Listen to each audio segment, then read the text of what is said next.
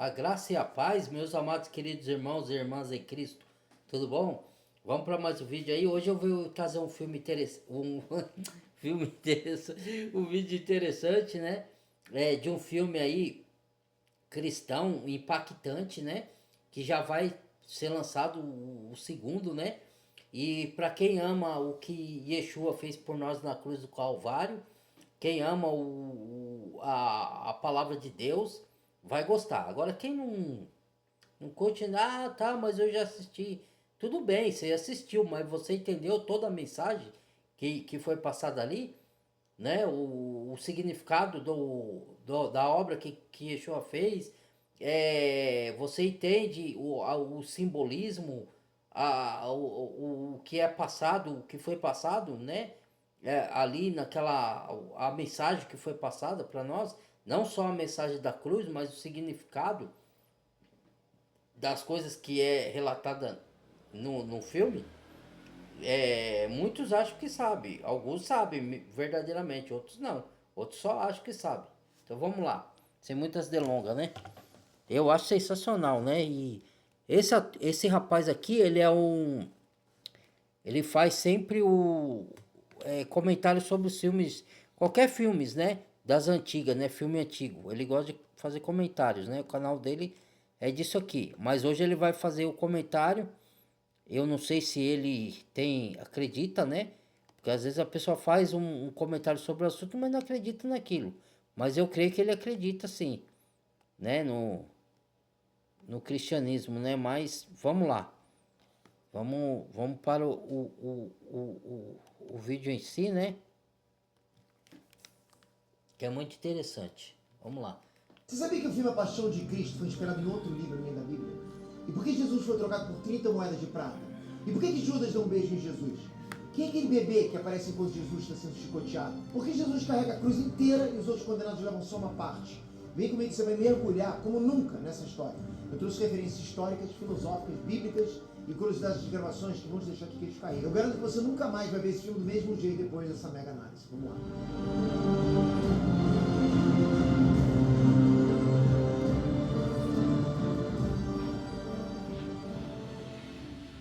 Estreantes, Peter aqui. A Paixão de Cristo é um clássico da época da Páscoa, né? Desde 2004, esse filme dá o que falar, principalmente nessa época. Muita gente não sabe, mas ele foi um filme independente, custou 30 milhões de dólares e arrematou mais 600 milhões de dólares na época do lançamento. Talvez vai ser, eu vou ter que fazer 2 vídeos, viu? Que ali só tá marcando 40 minutos. Fora os meus comentários, vai uns 50, né, ou mais. Então eu vou ter que dividir ele em 2 partes, tá, irmãos? O filme foi independente porque Hollywood não quis aceitar. O filme foi do autor Mel Gibson, né? Ator, produtor, né? Diretor, né? E ator também, que ele fez vários filmes que eu gosto muito do filme do Mel Gibson, né? E independente de religião, eu acho que é católico, né? Se eu não me engano, não sei se ainda frequenta, mas pelo que eu percebo, porque eu estudo muitas coisas, né, irmão? Eu sou muito curioso, inclusive as coisas assim que tem relevância, que vai me ensinar algo, né?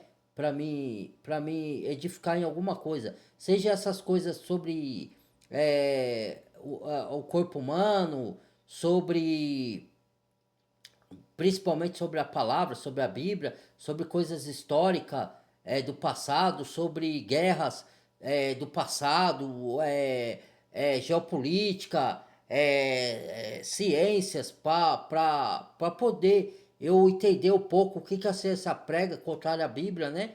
Poder ter autoridade para comentar sobre o assunto, com conhecimento do que eu tô falando, não falar bobagem, né?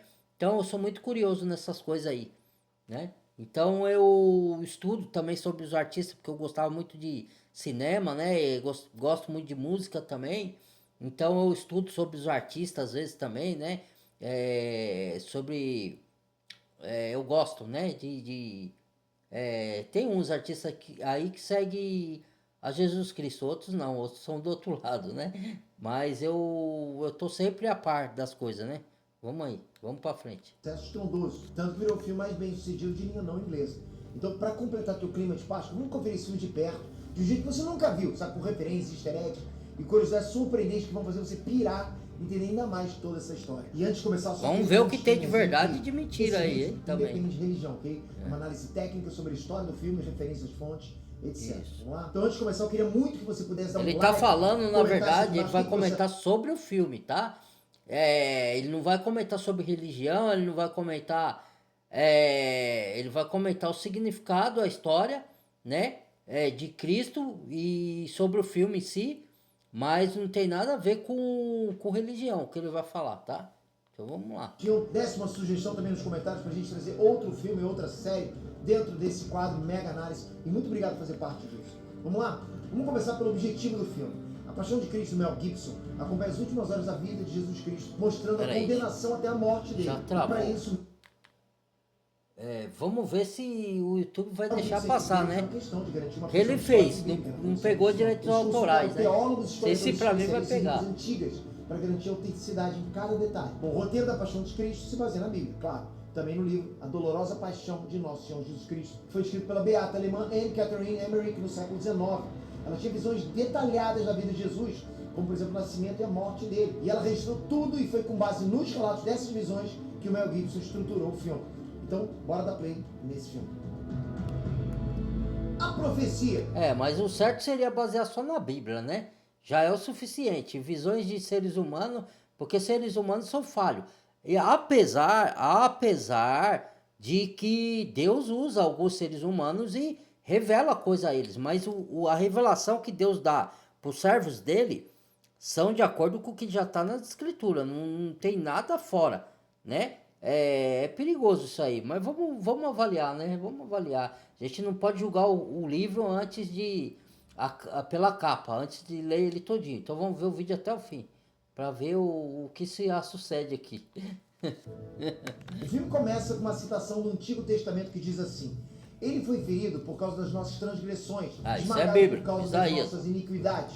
Pelas suas feridas fomos curados. Por causa dos Com nossos essa frase pecados. são do livro do profeta Isaías na Bíblia, Isso tá na mais Bíblia. especificamente no capítulo 53, que é chamado de Cânticos dos Servos. Foi Nessa ferido por parte, causa da Paulo, nossa servo de Deus, iniquidade. intercede pelos outros, suportando as punições e aflições no lugar deles. E no final, ele é recompensado sendo exaltado. E por causa das referências dele ao sofrimento, Ele sofreu a punição por amor de nós. Isso é bom para a gente entender o significado da cruz e o peso que ela leva, para a gente se olhar para nós mesmos e saber que o nosso pecado levou Cristo para a cruz. Ele foi lá por amor a nós, os seres humanos, mas nem todos aceitam. Aqueles que aceitam têm a salvação eterna. Aqueles que não aceitam têm a condenação. Mas ele morreu por todos os seres humanos. Mas não vão ser todos salvos porque tem o arbítrio de escolher. Se a pessoa quer crer na obra de Cristo na cruz, quer crer em Cristo como Deus, né? Ele é Deus Filho, ele não é o Pai, mas ele é Deus Filho, ele tem a sua divindade.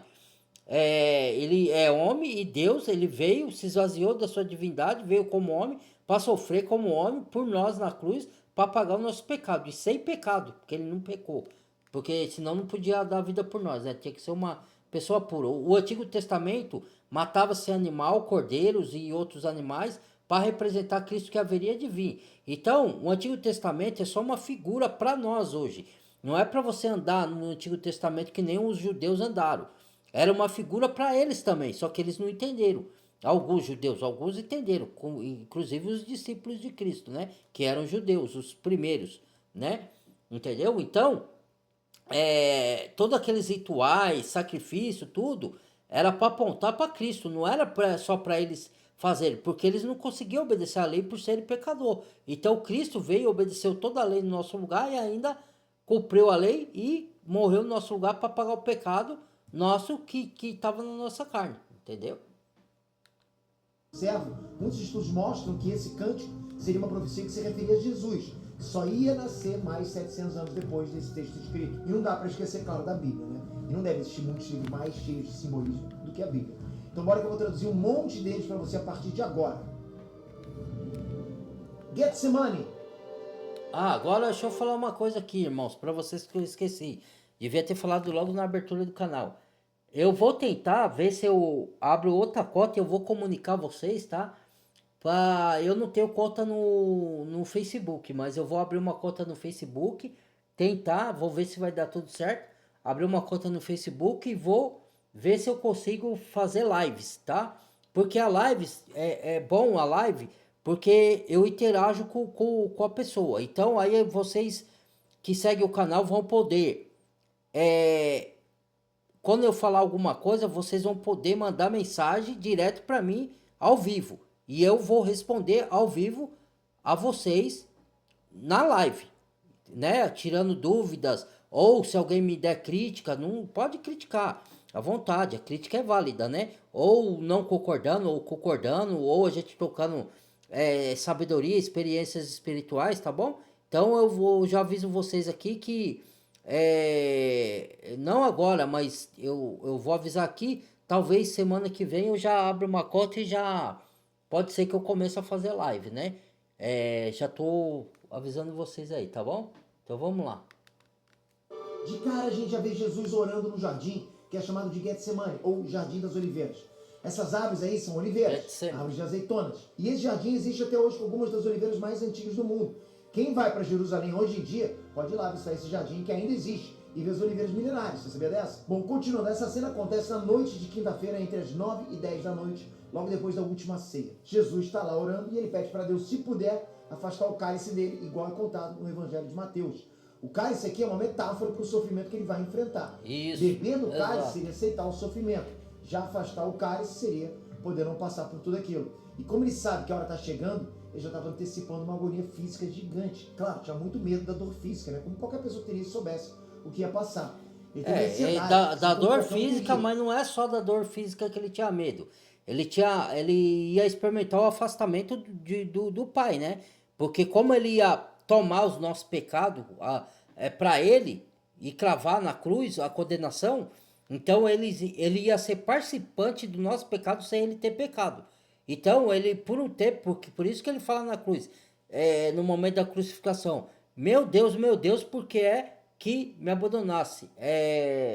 Eu esqueci o nome que ele fala, em hebraico lá, né? Eu acho que é em hebraico, ou aramaico, não sei, acho que é aramaico. Que ele fala, meu Deus, por que é que me abandonasse? Mas ele sabia que isso ia acontecer, porque Deus não tem comunhão com o pecado, irmãos. Então o pecado não entra no reino dos céus. Deus é santo e santo e santo. Então, tanto pelo sofrimento na carne que ele ia ter, quanto o momento que o pai ia se afastar dele. Entendeu? O fardo espiritual que ele estava prestes a carregar era maior ainda. Isso porque, como explica Paulo em Coríntios 2, Jesus não conhecia o pecado. De repente, Exato, ele queria Alan. carregar o resto de todos os pecados do mundo com ele. Mas nota uma coisa, a oração de Jesus não terminou com um pedido para que o cálice passasse. Ele pede para ser livrado dessa, mas que no fim a vontade de Deus prevalecesse sobre a dele. Que fosse como Deus quisesse, não a dele. Isso. Essa frase revela É o que a Jesus gente teve ora desejo de também, Deus tem até o que fim. orar. Pai, que seja feita a tua vontade, não a minha. Muitos querem que Deus, põe Deus na parede, põe o Criador na parede, né? Que os religiosos, o líder fraudulento, inventa isso, né, na mente das pessoas. Eu tô andando no caminho certo, eu tô fazendo isso, tô fazendo aquilo, eu. Então o Senhor tem que me abençoar, o Senhor tem que me dar. O Criador não deve nada para ninguém. Quem tem que fazer a vontade do Criador somos nós, não é ele fazer a nossa. Se ele quiser, por misericórdia, e se ele quiser fazer um agrado para nós, ele faz. Ele não tem obrigação nenhuma, ele não deve nada para nós, irmãos. Nós é que devemos ao Criador. E as pessoas não entendem isso. Aí pega Deus como gênio da lâmpada, que Deus tem que fazer a vontade, porque eu tô sendo bonzinho, eu tô sendo justo, tô indo dando dízimo, tô na igreja, tô... Aí o Senhor tem que me abençoar, não tem coisa nenhuma. Deus ele é misericordioso, nós só existimos pela misericórdia. Se Deus quisesse, ele eliminava o ser humano da face da terra. Nós temos que dar graça porque a gente acorda, mesmo sendo pecadores, Deus tem a misericórdia de deixar a gente acordar, certo? Para muitos ainda fazer abominações contra o Criador, certo? Então você tem que ser grato por Deus deixar você acordar, para você, não que ele queira que você faça, eu estou sendo irônico, para você ainda praticar abominações contra o Criador. Porque quem ama o Criador não vai, que se converteu de verdade, não vai fazer abominações. Mas muitos aí que ficam zombando, que são incrédulos, devia dar graças ao Criador, porque você está acordado. Você acordou porque ele permite. E para você acordar e ainda e fazer zombaria e abominações contra o Deus que te criou. Vamos lá. Custe o que custar. Enquanto Jesus rezava, os discípulos Pedro, Tiago e João dormiram debaixo de uma árvore. E Jesus vai até eles e fala para eles vigiarem e orarem, como é explicado no Evangelho de Mateus. Vigiar e orar é uma lição. Não é para eles vigiarem para proteger Jesus, né? Até porque ele já tinha decidido ser obediente. Então, se tivesse perigo, ele não ia fugir, concorda? Isso foi dito, então, mais no sentido de que eles ficassem, né, atentos ao que Deus ia pedir dali para frente. A traição. Enquanto isso estava rolando no jardim, outro discípulo, Judas, estava lá negociando com um Caifás. Esse cara era o sumo sacerdote dos judeus em Jerusalém. Ele faz parte religiosos fariseus, que era uma das ramificações judaicas que surgiu fariseus, saduceus antes de Cristo. O detalhe importante para entender o contexto de tudo que acontece com Jesus é que os fariseus tinham duas fontes de leis. A lei escrita, que é a Torá, que é basicamente o Antigo Testamento da Bíblia, mas eles tinham também a lei oral, que era uma série de regras e tradições antigas que funcionavam como leis bem rígidas, que falavam principalmente sobre a pureza das coisas. A lei sacerdotal, com eclesiástica e sacerdotais. Por isso que fala que não são só as leis dos 10 mandamentos, e são 623 leis, que são as orais, são a da Torá, que é a Bíblia, que é o Antigo Testamento, que Cristo cumpriu no nosso lugar, porque a gente é pecador, não conseguia cumprir. Então ele veio, cumpriu a lei e ainda pagou o nosso pecado, né? E hoje nós não andamos por leis sacerdotais mais, e sim pela lei de Cristo, que é amar a Deus acima de todas as coisas e o próximo como a ti mesmo. Fazendo isso, você vai cumprir toda a lei dos profetas. Porque se você ama a Deus, você ama o próximo. Se você ama o próximo, você não vai matar o seu próximo, você não vai roubar o seu próximo, você não vai trair o seu próximo. E se trair, você vai confessar e pedir a justificação, não é perdão. Perdão, você só perde uma vez quando você se converte, entrega a vida para Cristo, de todos os seus pecados até o que você vai cometer no futuro. Mas você confessa e pede a purificação quando você errar. E pedir a intercessão de Cristo, falar, pequei contra ti, Senhor. Só contra ti pequei, igual fez Davi, né? Me justifique, me perdoe, me lave pelo sangue do Cordeiro, seu filho amado. Vigente até hoje esse sangue. Interceda, Senhor Yahshua, Senhor Cristo, mediante ao Pai justo juiz, para me purificar dos meus pecados, né? Seja meu advogado, Senhor. Me purifique, santifique pela palavra do seu poder. É assim que se fala a oração, né? Para poder Deus purificar do seu erro. Se caso você falhar, você pecar. Precisamos ter contato com pessoas doentes que tiravam a pureza que tinha que ser mantida. E por essas e outras eles encrencaram com Jesus e passaram a considerar ele um risco enorme para a religião, já que ele estava muito popularizado. Bom, Judas negocia entregar Jesus para os fariseus em troca de 30 moedas de prata. E esse é um preço bem simbólico. Na própria Bíblia, né, no livro de Ezequiel, diz que o valor de um escravo era de exatas 30 moedas de prata. Bom, o acordo foi fechado e um fariseu joga uma bolsinha com 30 moedas para o Judas. Mas olha os detalhes de como essa cena foi construída. Ele joga a bolsinha de longe e quando ela bate na mão do Judas, as moedas caem e ele se abaixa para catar as moedas no chão. Essa cena é incômoda. Muita gente nunca parou para refletir o porquê. Os fariseus veem Judas como um cara inferior, né, já que ele e os outros seguidores de Jesus não obedeciam às leis rígidas que eles acreditavam. Existe nessa cena aí um tom pesado, como se Judas fosse um animal, sabe? No pior sentido da coisa. Por isso eles conversam de longe, jogam o pagamento de longe e no fim Judas está no chão, como um animal, que come os restos no meio da rua, né? E os fariseus olham com desprezo para ele. Por isso que a cena incomoda. Não existe dignidade em Judas nessa cena. Isso constrói uma camada muito densa para esse personagem. Bom, no final dessa cena, os soldados se aproximam dele e olham ele de cima para baixo, para reforçar a superioridade que eles sentiam em relação a Judas. E eles perguntam onde Jesus está. E dessa forma essa cena termina deixando subentendido o que a gente já sabe. Judas vai levar pessoalmente soldados até Jesus. Terror total. De volta no jardim, os apóstolos encontram Jesus rezando totalmente apavorado. Quem já teve crise de ansiedade sabe mais ou menos o que ele devia estar passando ali, né? Bom, muita gente notou, mas nessa hora tem muitas sujeirinhas no rosto e no pescoço de Jesus. Tem gente que acha que é sujeira, mas não é. Na Bíblia está explicando no Evangelho de Lucas. É suar o sangue. Jesus entrou em estado de agonia e começou a transpirar sangue. Para quem não sabe, né, suar sangue é possível, e a ciência explica. O nome dessa condição é hematidrose. E ela é uma doença muito rara que pode aparecer em 1 a cada 10 milhões de pessoas. Isso só acontece se essa pessoa passar por uma situação absurdamente extrema de estresse, sofrimento ou medo descomunal. Além disso, a hemorragia que sai pela pele deixa a pessoa mais sensível ao toque. Ela pode sentir dores fortes se alguém encostar de leve nessas áreas. Agora você pensa, se a surra que Jesus tomou depois já é insana, dolorida, imagina depois de ter suado sangue e ficaram com essa sensibilidade toda na pele. Pois é, com essa informação parece que foi muito pior do que a gente imaginava.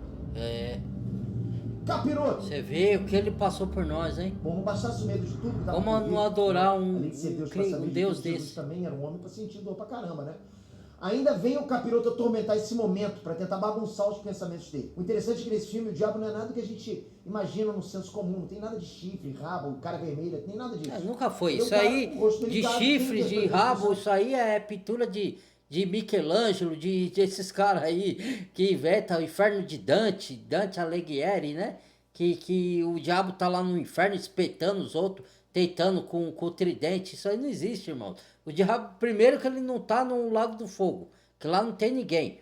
Primeiro que o inferno, quando fala que Jesus desceu ao inferno, que muitos inventam religiosos aí, eles não sabem nem o significado da palavra inferno. Inferno quer dizer mundo dos mortos, quer dizer sepultura. Não quer dizer, o lago de fogo é uma coisa, inferno é outra. Inferno foi uma tradução latina que colocaram nas escrituras, né? Mas se refere ao mundo dos mortos. Entendeu? Quando a alma sai do corpo e depois. Por isso que diz que Cristo desceu ao inferno. Ele não desceu ao lago de fogo, ele desceu o que chamam de Hades, né? Que é o mundo dos mortos, né? Porque ele pegou os pecados, é para onde todos nós vamos. Quando sair desse corpo aqui. Entendeu? Então o inimigo não tá no lago do fogo espetando ninguém, ele tá na terra atormentando, tentando, e ele não é não tem chifres, nem chifre é um símbolo de poder, né, que ele tem uma certa hierarquia, simboliza isso, mas não é o que ele tenha chifre literal. O inimigo é um ser espiritual, atormentador, com seus demônios para tentar as pessoas desviar do caminho de Deus. É isso que é o inimigo, um adversário, um opositor, um contrário às leis de Deus. É isso. Atriz e modelo Rosalinda Calentano. E essa escolha de colocar o Tinhoso com essa figura delicada, sem sobrancelhas, porque origem de... na verdade os anjos, que muitas pessoas pensam que são assexuados, e são assexuados. Só que o que acontece? Muita gente não estuda e não entende o mundo espiritual. Então, anjos não se casam e não se dão em casamento. E é assim que a gente vai ser na glória quando partir desse mundo. Vai ter o corpo glorificado, mas você não vai se casar. Vão ser todos irmãos no céu. Então, tem uma figura dessa, que é o rosto que nem o filme Constantine, pega Gabriel, tem uma figura feminina, o anjo Gabriel. Então, na verdade, eles tomam forma. Entendeu? Porque lá no céu tem vários tipos de anjos. Tem serafim, querubins, vários tipos de anjo, várias hierarquias, né? Tem anjos com o rosto de animal, tem anjo com o rosto de homem, entendeu? E eles também têm forma de homem. Tanto é que Gênesis fala isso, que os anjos tomaram formas de homens e se deitaram com as mulheres e geraram gigantes, que é os Nefilins. Por isso que veio o dilúvio sobre a terra, entendeu? Então, mas na origem dos anjos, eles não têm sexo, entendeu? Mas ele pode obter sexo tomando forma de homem, entendeu? É isso. E as pessoas não compreendem isso, né? Porque não se aprofunda, né? Tem pessoas que querem explicar coisa que ela nem entende, que ela nem estudou profundamente. Ela estuda um pouquinho aqui, aí entende ou escuta o outro falar lá, vai repetir o que o outro fala. Você não tem que acreditar no que os outros falam, vai tirar limpo, vai se aprofundar, vai estudar. Depois você fala, porque aí você tem conhecimento de causa. Você não vai imitar que nem papagaio o que os outros estão falando, o que o religioso está falando. Vai direto na fonte, vai buscar informações da fonte. Entendeu? É igual você acreditar em boatos, e acreditar a mídia, vai lá, falou isso, tal, põe no ar lá, e às vezes não é nada daquilo. É fake news. Que era o mais bonito de todos os anjos, e claro, né? Com a tradição de que os anjos não têm sexo. Lúcifer. Então ficou essa figura andrógena aí. Já a capa preta que ele usa se refere à decadência, literalmente, porque ele é um dos anjos caídos. Voltando para a cena, Jesus ignora o tinhoso e continua rezando, se joga no chão para continuar rezando, pedindo força para passar por aquilo tudo que estava por vir. E tem um detalhe que muita gente também não viu, mas a pontinha do rabo da serpente aparece saindo de uma das narinas do diabo. E só depois a serpente sai dele e vai rastejando pelo chão até chegar em Jesus. A serpente tem um simbolismo, porque muitos aí, dos ateus principalmente, falam, né, que Estão falando que o diabo era serpente. Não, a Bíblia nunca relatou que o Satanás era uma serpente, irmãos. Ela relatou que a serpente era dos animais mais astutos, tá em Gênesis. Leia lá com atenção. E o espírito do inimigo se apossou da serpente. Então, Deus usa a serpente como uma figura como se fala? Para falar de um ser ou de uma coisa. Então ele estava usando a figura da serpente, que ela foi traiçoeira, né, como Satanás, para se referir a Satanás. É uma figura. Ele não falou que Satanás é a serpente. É igual o dragão de Apocalipse. Também é uma outra figura representando Satanás, que cospe fogo, que engole pessoas, né? Que consome pessoas, né? Então, da mesma serpente, usa o livro de Êxodo para se referir a Cristo. Quem olhar para a serpente vai ser curado, para a serpente de bronze. Entendeu? Então, a serpente é só uma metáfora, é um símbolo, né? E o Satanás, ele entrou na serpente, ele possuiu. Não era que a serpente era Satanás, entendeu? Muita gente não compreende. Por isso que eu detalho. E mesmo assim, eu detalhando, ainda vai ter gente que não concorda. É um direito também não concordar, né? Mas pelo menos eu estou detalhando aqui. Vamos lá. A Bíblia fala que a serpente era o animal mais astuto de toda a criação. E ela sempre está relacionada ao pecado. Muitas vezes a serpente é associada ao próprio diabo, justamente por causa do lance do jardim do Éden, Adão e Eva e o fruto proibido. A passagem fala que a descendência da serpente, que é o mal, vai ser esmagada pela descendência da mulher, que é Jesus, que nasceu de uma mulher. E assim acontece. A cobra até se aproxima de Jesus, mas ele se levanta, olha bem na fuça do diabo, esmaga a cabeça da serpente sem dó. Isso é um simbolismo de que o bem vai vencer o mal a partir de Isso, que lá em Gênesis já falou isso. Você morderá o calcanhar do nascido de mulher e ele pisará a sua cabeça, né? Simbolizando o que Cristo fez ali agora. O autor fez pisando a cabeça da serpente. E ele nos deu o poder de pisar serpente e escorpião. Pisar no engano, entendeu? É um simbolismo. Não é que você vai pisar literalmente na cabeça do diabo, porque você não tá vendo ele aqui. Ele é um ser espiritual. Ó, cadê o diabo? Deixa eu pisar na sua cabeça, Satanás. Não é isso, não. Você vai pisar simbolicamente, vai destruir os enganos do Satanás, com a autoridade que Cristo deu pela fé que você botou na obra dele na cruz. Ele te fez reis e sacerdotes, entendeu? Da traição. A cena continua com os soldados fariseus chegando no jardim, e quem guiou eles foi Judas. Jesus não precisava de explicação nenhuma sobre aquilo, tanto que ele deixou rolar, percebeu? Quando um soldado pergunta quem é Jesus, o próprio Jesus se entrega. Mas para provar que era verdade, o combinado era que Judas ia beijar o Jesus verdadeiro. Isso era para que nenhuma outra pessoa se passasse por Jesus e enganasse soldados. O beijo é extremamente significativo aqui. Nesse tempo, os judeus mais radicais, como os fariseus, eles mal se tocavam, porque podia gerar impureza. Então o ato de beijar o rosto de alguém também provava que os dois tinham uma relação de confiança, que eles eram muito íntimos. Por isso Jesus recebe o beijo com naturalidade. Porque os judeus não tocavam nos gentios, ou em pessoas que eram judeus, mas consideradas impuras, que era como cão imundo para eles. Mas aos que eles consideravam santos ou santificados, eles beijavam porque era chamado ósculo santo, né? Beijo santo. Era normal entre os judeus tocarem beijos, né? Por isso que Judas beijou Cristo, mas ele, ao mesmo tempo que beijou, ele traiu. Então, né? Foi uma falsidade de Judas ali, uma hipocrisia, né? Talvez mais com o beijo da traição do que com a traição em si, porque isso ele já esperava. Mas o beijo aí bateu forte, né? A atuação do Jim Caviezel ajuda muito no impacto dessa cena, porque nesse momento Jesus não fica pistola, né? Como você ficaria antes. Ele olha para o Judas com um desapontamento, claro, mas é um desapontamento cheio de compaixão, quase como se estivesse com pena do traidor. A captura. Começa uma confusão no jardim. Os amigos de Jesus começam a lutar com os soldados porque eles não querem que Jesus seja levado, né? Enquanto isso, Jesus está lá, total resiliente. O interessante é que a descrição no momento que Jesus entrega às autoridades é narrada nos 4 evangelhos, para você ver como é que isso foi decisivo. Enquanto os guardas prendem Jesus, Pedro, que era o mais esquentado dos apóstolos, pega uma adaga e corta a orelha do guardas, que é chamado de mal. Jesus, na mesma hora, repreende Pedro, dizendo que quem vive pela espada vai morrer pela espada. Isso é uma lição para dizer que você recebe o que você dá. Então, se você age com violência, também pode sofrer com ela. Repara como Pedro... Porque, Cristo, isso tem um simbolismo para o Antigo Testamento. Cristo falou, ouviste para os discípulos o que foi dito, olho por olho e dente por dente. Eu, porém, vos digo que o próprio Criador, naquela época lá, você via que tinha guerras no Antigo Testamento e que Deus mandava matar os povos que eram pecadores e que ia contra o povo de Deus. Deus mandava, mas aquilo era um simbolismo para mostrar que tudo aquilo ali não ia adiantar de nada. Que você tem que pagar o mal que te faz com o bem. E isso Cristo veio trazer depois. Falou, ouvisse o que foi dito, olho por olho, dente por dente. Eu, porém, vos digo, amai vossos inimigos. Então, quando Barrabás mesmo foi solto,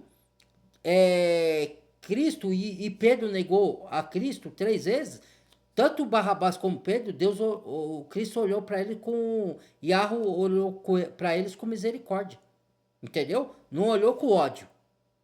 Você vê que coisa, né? Extraordinária.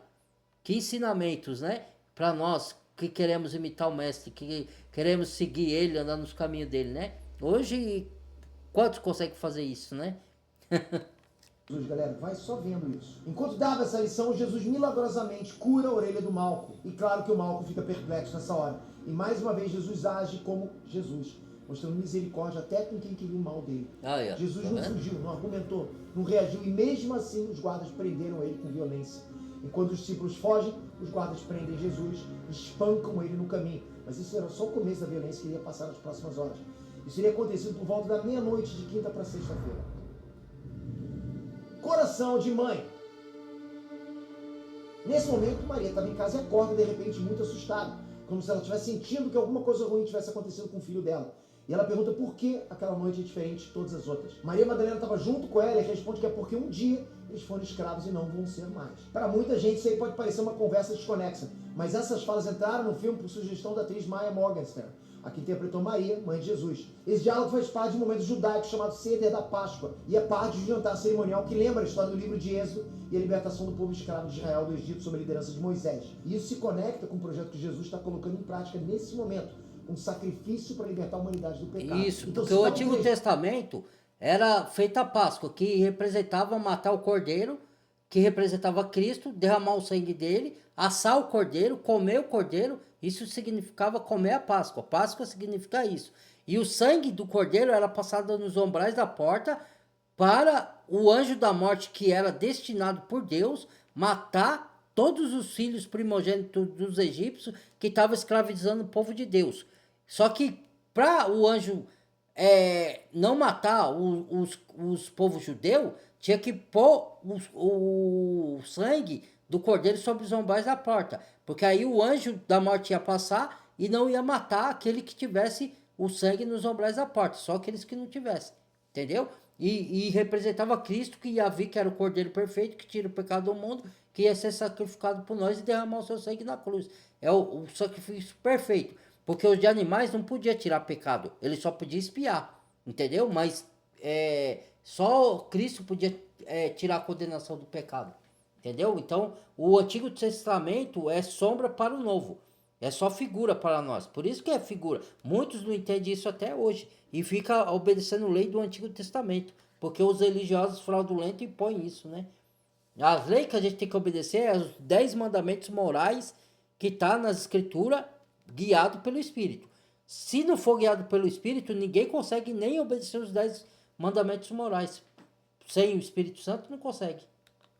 A Páscoa judaica mostra que Jesus estava lá, dando um novo. E vez ou outra a gente peca também, até hoje. não obedece. João chega de surpresa assustando as duas. Porque fala pra gente honrar pai e mãe, fala pra gente não trair, fala pra gente não desejar o que é do próximo e a gente não deseja. Então, já desobedece, entendeu? Por isso que a gente precisa de Cristo. Porque a gente não é capaz de obedecer na força da nossa carne.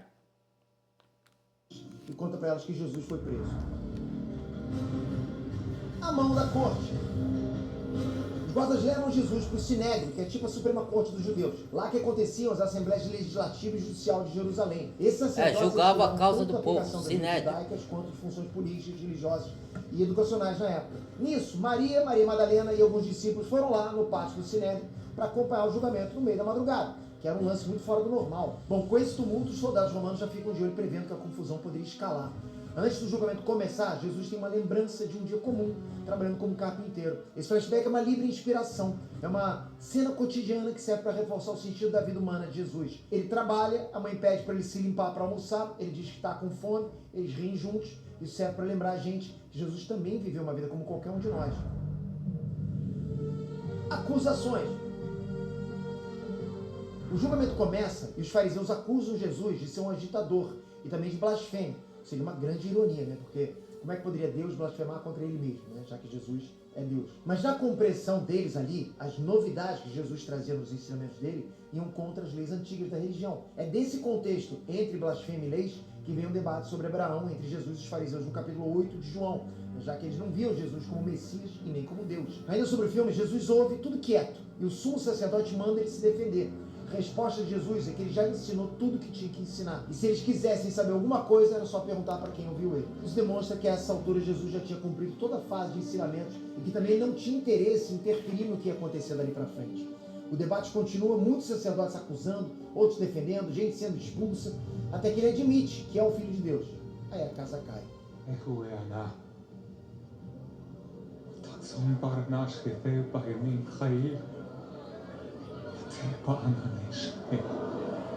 O Caifás fica tão doído com essa blasfêmia que ele rasga as próprias roupas de raiva. Blasfêmia é de aspas, né? Espancado ainda ali, nesse neto. Ainda nessa confusão, Pedro, mesmo que lutou por Jesus com a adaga, ficou com medo e negou 3 vezes que conhecia Jesus.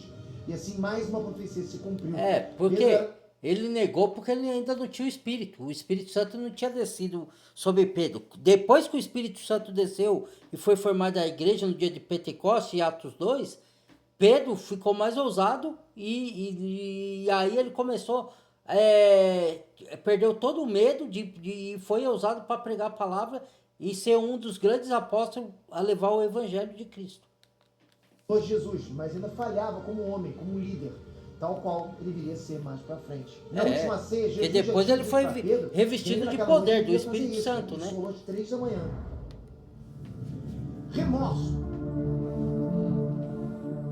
Judas ficou morrendo de culpa e tenta devolver o dinheiro para libertar Jesus, mas não adiantava mais. Judas se livra das moedas e vai embora.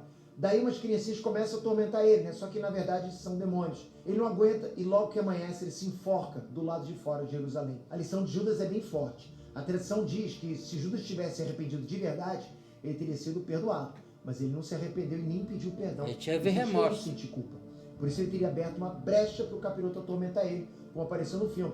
E no fim ele teria sido influenciado a tirar a própria vida. E uma curiosidade aqui, galera, é que o ator Lucas Lionello, esse que interpretou Judas, ele conta que ele era ateu até fazer esse filme.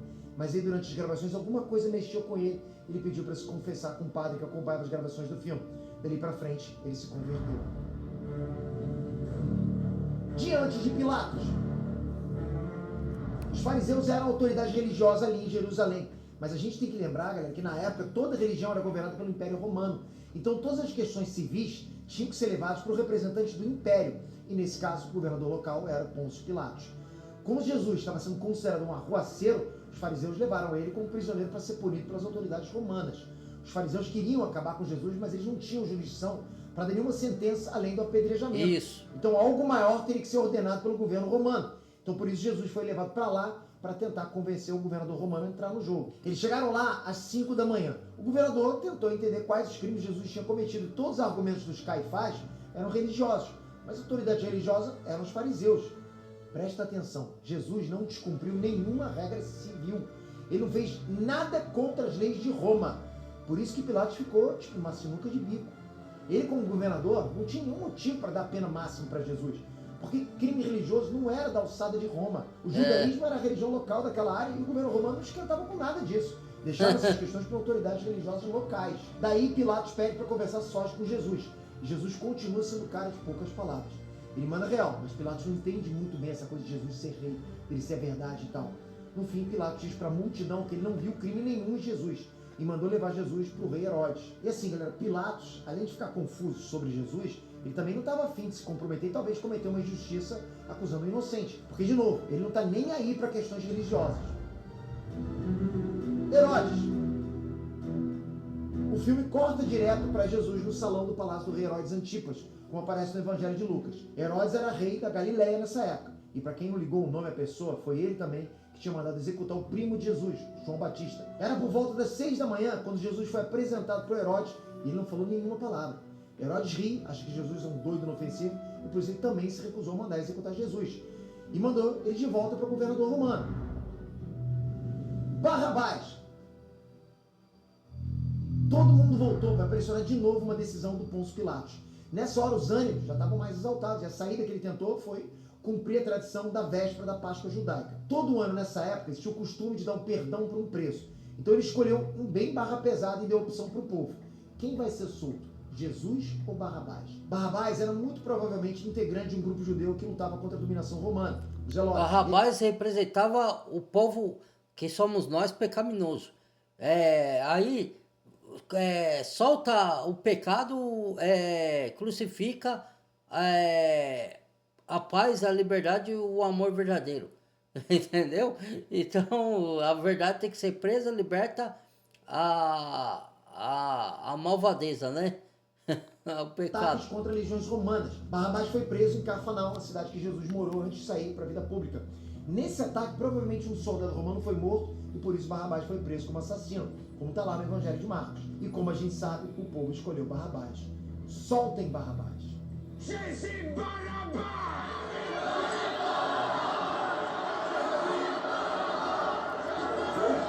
Não é muito diferente de hoje, né? Jesus ou o mundo? E aí? Vamos lá. Pouco escolhe Cristo. Simbólico. Presta atenção. Barrabás vem do aramaico Bar-Abás, que significa filho do pai. Guarda isso. Na teologia, Barrabás simboliza a gente, os humanos. Somos cheios de pecado.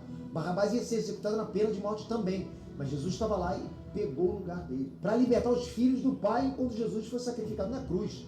Profundo isso, né? O ator que interpretou Barrabás se chama Pietro Sarubi, e ele conta que ele não se importava muito com religiosidade na época do filme. Ele aceitou o papel para ter a oportunidade de trabalhar com Mel Gibson, além de querer um papel mais importante, né?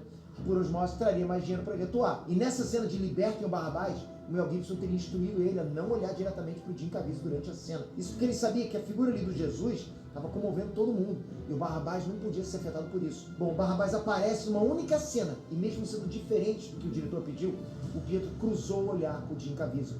E esse olhar foi o corte final do filme. E olha que loucura, segundo o Pietro, segundo o ator, quando ele olhou para o Jim Caviezel, ele sentiu a presença do próprio Jesus Cristo olhando para ele com ternura, misericórdia e amor. Não tinha ódio, não tinha nenhum ressentimento naquele olhar, só amor, misericórdia e ternura. Desde aquele dia o Pietro Sarubi se considera convertido. Ele até lançou um livro chamado De Barrabás a Jesus, convertido por um olhar. A flagelação.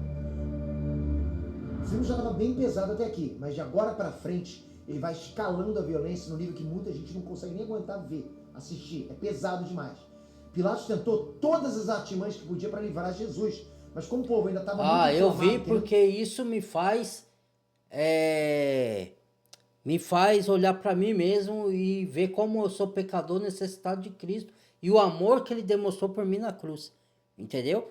Dá dor no coração e tristeza você vê a cena, mas é impactante, eu acho que tem que ver, né? Cada um, né? Tem gente que não gosta de ver, né? Mas para você entender o que Cristo passou por nós, né?